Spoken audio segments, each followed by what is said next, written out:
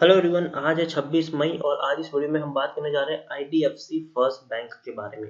देखिए, 20 रुपए से भी कम प्राइस के ऊपर शेयर ट्रेड कर रहे हैं। हालांकि आज 5% की एक बहुत बड़ी रैली इसमें जरूर देखने को मिली है और उसके बारे में अगर आपको पता हो तो मैंने 2 दिन पहले ही वीडियो बनाया था। 2-3 दिन पहले मैंने वीडियो बनाया था, तब छुट्टियों का माहौल था और शेयर 18 रुपये 85 पैसे के ऊपर ट्रेड करा था और मैंने कहा था कि शॉर्ट टर्म में एक रैली आपको यहाँ पर देखने को मिल जाएगी।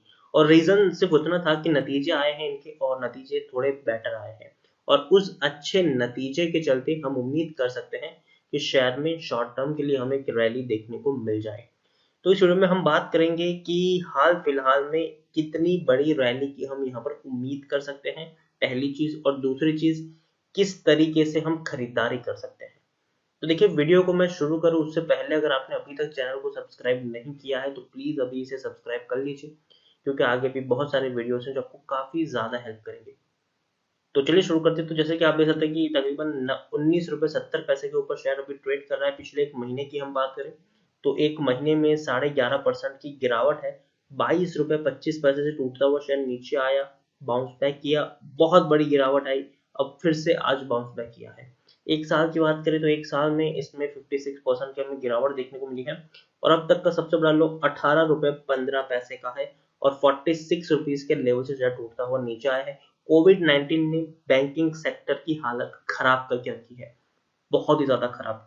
क्योंकि भैया देखिए, कोविड-19 के चलते बहुत ज्यादा जो छोटे बिजनेस है वो बर्बाद हो सकते हैं, काफी लोगों की नौकरियां तक जा सकती है। तो ऐसे सिचुएशन में जिन लोगों ने बैंक से पैसा उठाया है वो बैंक को वापस पैसा चुका पाएंगे कि नहीं, वो एक बड़ा सवाल यहाँ पर जरूर है। और इसी प्रेशर के चलते बैंकिंग सेक्टर में गिरावट देखने को मिल रही है और ऊपर से सरकार और आरबीआई के द्वारा बैंक कॉमन पीपल को कुछ राहत मिली है, जिससे बैंकिंग सेक्टर का के ऊपर दबाव काफी ज्यादा बढ़ चुका है। जैसे कि अगर हम बात करें तो पहले ये था कि अगर कोई कंपनी बैंक का कर्जा चुकाती नहीं है तो बैंक के पास पावर था कि भैया उनके असेट्स बेच कर भी वो लोग पैसा अपना निकाल ले। लेकिन नेक्स्ट 12 महीने के लिए बैंक से ये पावर छीन लिया गया है, क्योंकि उम्मीद है कि कोविड-19 के चलते बहुत सारे बिजनेस बर्बाद हो सकते हैं। तो बैंक किसी के साथ ऐसा ना करे, इसी के चलते सरकार की तरफ से ये डिसीजन लिया गया है। दूसरा, आरबीआई ने कहा है कि भैया जो लोगों ने बैंक से पैसा उठाया, चाहे वो उनकी होम लोन हो या फिर चाहे कार लोन हो, बाइक लोन हो, चाहे कुछ भी हो, अगर वो बैंक को नेक्स्ट 3 महीने तक अगर नहीं भी देंगे तो भी कोई दिक्कत नहीं है। लेकिन हाँ, बाद में तो चुकाना पड़ेगा ही। ऐसा नहीं है कि भाई माफ हो रहा है 3 महीने का, जी नहीं, आपको बाद में चुकाना है। तो इससे क्या है कि बैंक नेक्स्ट कुछ महीनों के लिए बैंक की जो डिपॉजिट्स है वो कम हो जाएगी। तो ये एक बहुत बड़ा इनके ऊपर संकट है। 3 साल की अगर हम बात करें तो 3 साल का जो डेटा है वो 66% की गिरावट है। 68 रुपीज से शेयर गिरता हुआ नीचे है। 10 साल की भी अगर हम बात करें तो 10 साल का डेटा अवेलेबल नहीं है, लेकिन आप यहाँ पर देख सकते हैं कि 2015 से इसका आईपीओ आया था और तब से लेकर अब तक 81 रुपीज से शेयर कंटिन्यूस नीचे टूटा है। तो भैया, लॉन्ग टर्म का गेम खेलने वाला तो ये बैंक मुझे उतना ज्यादा प्रीफर नहीं है, लेकिन उम्मीद करते हैं कि यहाँ से थोड़ा सा रिवाइव होने के चांसेस इसके जरूर है। मिड कैप स्टॉक है, तकरीबन 9,700 करोड़ के आसपास का मार्केट कैप है। एनएससी में देखेंगे तो 5 करोड़ से भी ज्यादा का वॉल्यूम ट्रेड है और अभी दोपहर के 1:30 हो रहे हैं और इतनी बड़ी गिरावट, इतना बड़ा वॉल्यूम ट्रेड हमें ऑलरेडी देखने को मिल चुका है। शेयर होल्डिंग की बात करें तो प्रमोटर के पास तकरीबन तकरीबन 40% की हमें होल्डिंग देखने को मिल रही है। एफआईएल्स की बात करें तो एफआईएल्स के बाद जो होल्डिंग पहले 15.10% की थी, अब वो 13.56% है। मतलब एफआईएल्स ने बहुत सारी होल्डिंग गिराई है। म्यूचुअल फंड के पास जो पहले 3.08% की होल्डिंग थी, वो 3.17% की हो चुकी है। इंश्योरेंस कंपनी के पास 0.70% की होल्डिंग है। नॉन इंस्टीट्यूशनल इन्वेस्टर के पास 36.59% की होल्डिंग देखने को मिल रही है। देखिए, हाईएस्ट पब्लिश होल्डर यहाँ पर IDFC financial holding company limited, जिनके पास 40% की होल्डिंग है।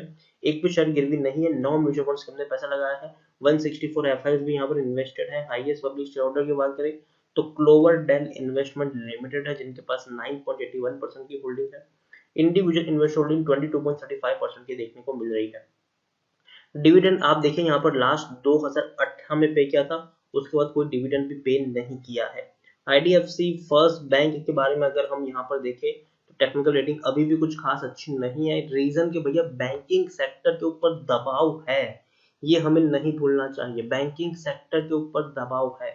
आप खुद सोचिए कि अगर आप कोई बिजनेस कर रहे हैं, आपका आईडीएफसी फर्स्ट बैंक में अकाउंट है, आपने अपना सेविंग अकाउंट वहां पर ओपन किया है, आपका कोई बिजनेस है जिससे हर महीने आपको 1 लाख का फायदा हो रहा है, तो आप अपने उस बैंक अकाउंट में 1 लाख रुपए जमा करवाते हैं। अब आप सोचिए कि आपका बिजनेस बर्बाद हो गया तो क्या होगा। जो 1 लाख रुपए आप बैंक में डिपॉजिट कर देते भैया वो तो बंद हो जाएगा। उसके बदले इवन जो सेविंग आपने अब तक बैंक में जमा की है उससे आप धीरे धीरे पैसा निकालना शुरू करेंगे और अपना घर चलाएंगे। बिल्कुल वही होने जा रहा है बैंकिंग सेक्टर में। लोगों क्या जो लोग पहले डिपॉजिट्स कर रहे थे अब वो लोग विड्रॉ कर रहे हैं। जिनकी भी नौकरी गई है, जिनका भी बिजनेस में फटका लगा है, वो लोग डिपॉजिट्स कम कर रहे हैं, विड्रॉ ज्यादा कर रहे हैं। तो ये एक सबसे बड़ा चैलेंजेस होने वाला है आने वाले दिनों में, खास करके बैंकिंग सेक्टर्स में। और काफी एनपीएस भी बढ़ सकते हैं, ये भी हम उम्मीद यहाँ पर है। 49% लोग खरीदने की सलाह दे रहे हैं, 48% लोग बेचने की सलाह दे रहे हैं, 3% लोग होल्ड करने की सलाह दे रहे हैं। यहाँ पर देखिए आज की तेजी का सिर्फ एक रीजन है, अब तक लॉस करने वाला बैंक आज प्रॉफिट कर रहा है। ठीक है, 76 करोड़ का इनको फायदा हुआ है मार्च क्वार्टर में, जबकि इससे पहले 1630 करोड़ का इनको लॉस हुआ था। इससे पहले 675 करोड़ का लॉस हुआ था। इससे पहले 614 करोड़ का लॉस था। इससे पहले 212 करोड़ का लॉस था। तो हर क्वार्टर में लॉस था। अब हालांकि ये बात अलग है कि काफी ज्यादा प्रोविजनिंग भी यहाँ पर की गई थी, तो वो बात हम यहाँ पर डिस्कस नहीं करते, लेकिन फिर भी ऑन पेपर पहली बार इन्होंने प्रॉफिट दिखाया है। और ये एक काफी बड़ा पॉजिटिव साइन यहाँ पर है, अगर हम खास करके देखने जाएं तो निवेशक के तौर पर। तो यही एक रीजन है कि आज इतनी बड़ी हमें तेजी देखने को मिली है। शेयर होल्डिंग की बात करें तो आप खुद देख सकते हैं कि 40% की प्रमोटर की होल्डिंग कांस्टेंट है, एफआईएस की 13% की होल्डिंग कांस्टेंट देखने को मिल रही है। म्यूचुअल फंड की ने अपनी होल्डिंग बढ़ाई है, जो पहले 2.72% की होल्डिंग थी वो 3.17% है। इंश्योरेंस कंपनी ने होल्डिंग गिराई है, 0.96% की होल्डिंग 0.70% की देखने को मिल रही है। तो भैया सबसे बड़ा सवाल क्या करे आईडीएफसी फर्स्ट बैंक में, तो देखिए मैं यही कहूंगी अगर आपने खरीदा है और आप में अगर आप में पेशेंस है कि आप कम से कम 1-1.5 साल तक तो निवेशित रहेंगे ही रहेंगे, तो मेरे हिसाब से अगर आप चाहे तो यहाँ पर निवेशित रह सकते हैं।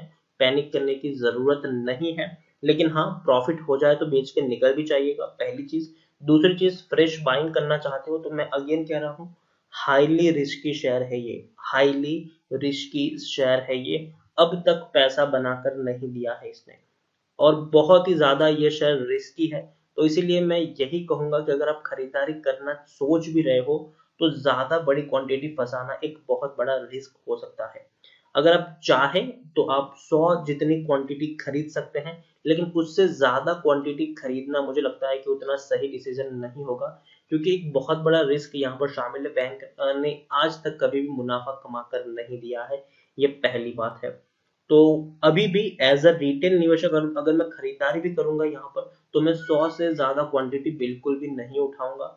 और 100 अगर मैं उठाऊंगा भी तो वो भी मैं एक साथ नहीं खरीदूंगा, मैं पहले 20 शेयर ही खरीदूंगा और बाद में आराम से मैं बैठा रहूंगा। अगर शेयर नीचे जाता है 1-2 रुपए तो और 20-25 खरीद लूंगा, फिर आराम से मैं बैठा रहूंगा। अगर नीचे जाता है तो और कुछ शेयर्स खरीद लूंगा मैं। तो इस तरीके से मैं इसमें बाइंग करूंगा, मैं इसमें बिल्कुल भी एक्साइटमेंट में आकर एक साथ सारा का सारा पैसा नहीं लगाऊंगा, और बहुत बड़ी क्वांटिटी भी मैं नहीं लगाऊंगा।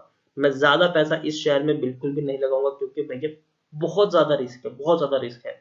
और दूसरी बात ये कि मैं सबसे बेहतर अगर मुझे ज्यादा पैसा लगाना होगा तो मैं सेफ शेयर को चूज करूंगा, जैसे कि एचडीएफसी हो गया, आईसीआईसीआई हो गया, ठीक है, even state bank of India पर भी मैं थोड़ा बहुत दाव खेल सकता हूँ। लेकिन आईडीएफसी बैंक पर मैं खेलूंगा, लेकिन एक छोटा दाव खेलूंगा। 100 से ज्यादा क्वांटिटी यहाँ पर उठाना एक रिस्क साबित हो सकता है। ये है कि भाई भैया चल गया तो चल गया, नहीं तो डूब के नीचे पे फेंक देगा ये शेयर।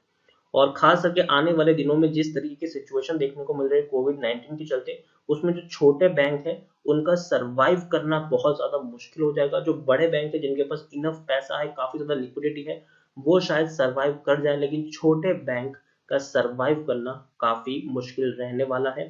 तो इसीलिए मैं आईडीएफसी बैंक में मैं टेस्टिंग के तौर पर मैं 100 शेयर खरीदूंगा, और वो भी एसआईपी मोड में। अगेन मैं कह रहा हूँ एसआईपी मोड में 100 से ज्यादा शेयर्स खरीदना एक रिस्क है। तो अगर आप खरीदो भी तो आप अपने रिस्क को समझकर ही खरीदारी करो।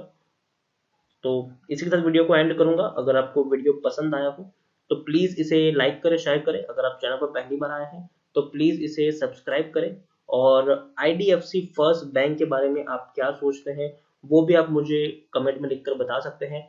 और तो और आने वाले जो कोविड-19 से बैंकिंग सेक्टर पर क्या असर पड़ेगा और किस तरीके का माहौल होगा, उसके बारे में अगर आप चाहें तो मुझे कमेंट में लिखकर बता सकते हैं। Thank you.